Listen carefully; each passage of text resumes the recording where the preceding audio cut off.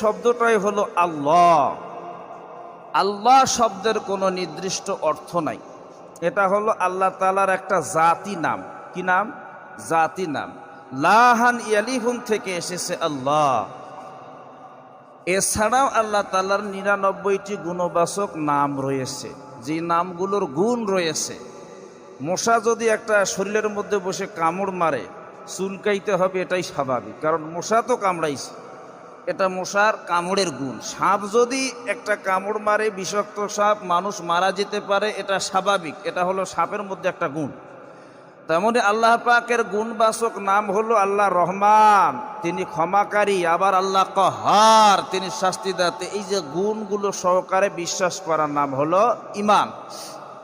সম্মানিত হাজিরিন, তাহলে আয়াতুল কুরসির প্রথম শব্দটা হলো আল্লাহ। আল্লাহ পাক বলেন, আল্লাহু লা ইলাহা ইল্লা হুয়াল হাইয়ুল কাইয়্যুম। তিনি আল্লাহ, তিনি ছাড়া কোনো ইলাহ নাই, আল্লাহ ব্যতীত কোনো ইলাহ নাই, তিনি ছাড়া কোনো ইলাহ নাই, তিনি চিরঞ্জীব, চিরস্থায়ী। আল্লাহু লা ইলাহা ইল্লা হুয়াল হাইয়ুল কাইয়্যুম লা তাখুযুহু সিনাতুন ওয়ালা নাওম। ঘুম তন্দ্রাতে নাকি স্পর্শ করে না। আল্লাহ কি ঘুমায়? দেখা যাচ্ছে গভীর রজনীতে কোনো আল্লাহর বান্দা বান্দি তাহাজ্জুদের নামাজ পড়ি আল্লাহর কাছে দোয়া করতেছে, কান্নাকাটি করতেছে, আল্লাহ ঘুমাইয়া গেছে। এমনটা কি? এক সেকেন্ডের জন্য আল্লাহ ঘুমায় না। গভীর রজনীতে যদি আল্লাহর বান্দা দোয়া করে, এই দোয়া আল্লাহ কবুল করি নেয়। দোয়াটা ইবাদত। আল্লাহ পাক রব্বুল আলামিনের কাছে আপনি দোয়া করবেন, দোয়াটা হলো ইবাদত।